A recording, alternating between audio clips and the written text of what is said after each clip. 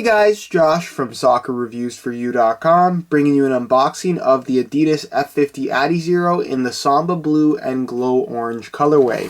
Now inside the box, all you get are the shoes themselves. This particular pair of adizeros does not come with any extra insoles, so we'll get them out of the box. And I'm sure you're probably asking, I've never seen this colorway before, why don't they come with extra insoles? And for those of you guys that are really sharp, you'll notice some differences in the actual shoe itself versus a standard pair of adizeros, and that's because this is the women's variation of the F50 adizero for 2014. Now I actually ended up seeing these in store, and I was surprised by what I saw, which is why I'm making this video for you today. Now unfortunately these are not my size, so I'm not going to be able to do an on feet for you, but I'm sure that a lot of you guys have noticed already what the major difference is between the women's adizero and the men's adizero, and that is of course the sprint frame. The new adizero, which is what I have right here, features the latest variation of the sprint frame. They went back to a rounded heel counter, and of course it has the brand new stud pattern in the forefoot, whereas the women's adizero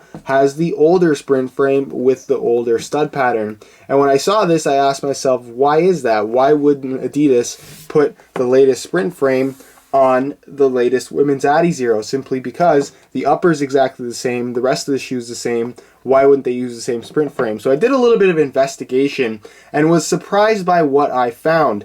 Now, in order to figure out why they didn't use the same sprint frame, I took a look at the Youth F50 adizero for 2014, and that has undergone some major changes as well. This is actually it, the Youth F50 adizero, and as you can see, no sprint frame at all. They used to have a sprint frame. What did they do instead? They used basically an F30 bottom, and the quality of this shoe, in my opinion, is just not very good at all. Again, it's essentially the equivalent of an Adidas F30 with the higher quality hybrid touch synthetic upper. So for the most part, what you're getting here is a glorified F30, a better quality F30, if you will.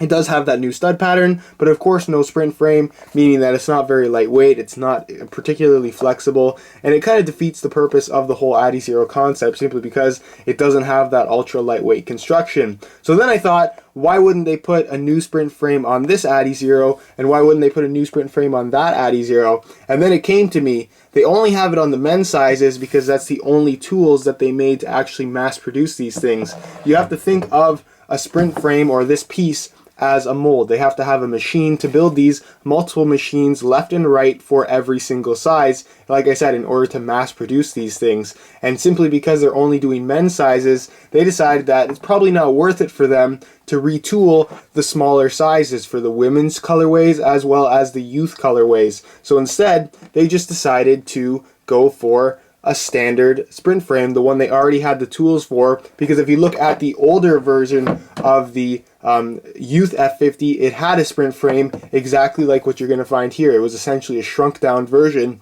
of the standard men's adizero.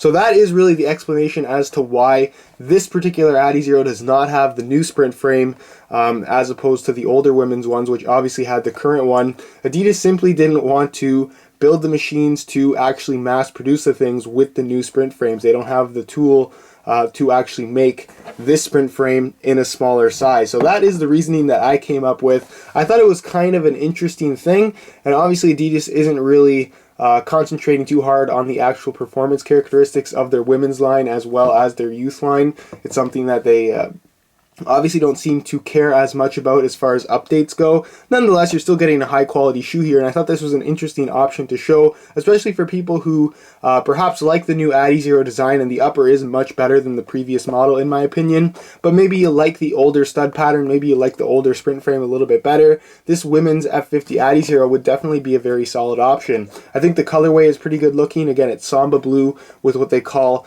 glow orange. It's kind of an interesting shade of orange, almost like a peach color. And then you have this very kind of subtle purple accent in the kind of outline there of the Adidas stripes. You have an F50 logo there on the tongue in that purple color. Your adizero pinstripe in purple there, and another Adidas logo right there in purple.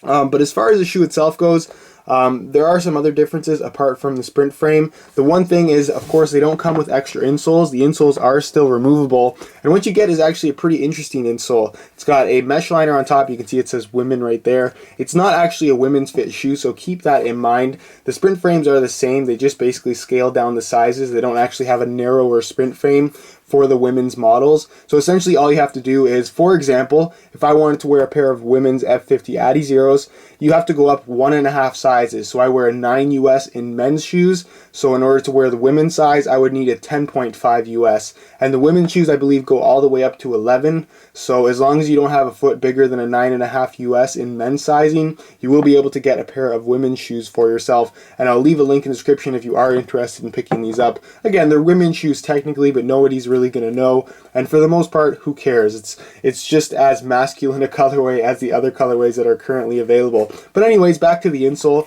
You got a synthetic suede liner on top, and then as you can see, you have a very interesting insole. It's not the same foam. It's a much spongier foam. And it's also a lot thicker. You have these targeted little donut areas in kind of the pressure points under your foot. And like I said, it's a much more hefty insole than what you're going to find on the men's Adizero. And I actually prefer this insole to what you're going to find on the men's variation. It seems really well cushioned and just very high quality overall.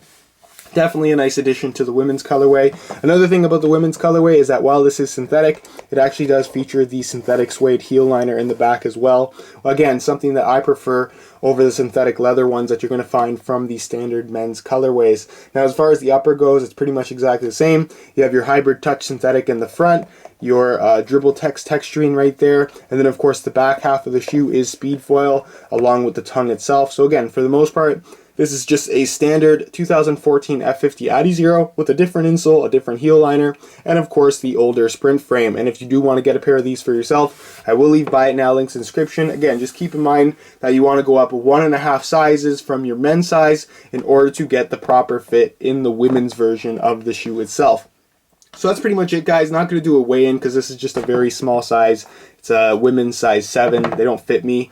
And to weigh them in versus a men's pair, they're just so much smaller, as you guys can see. So it really wouldn't even make much sense.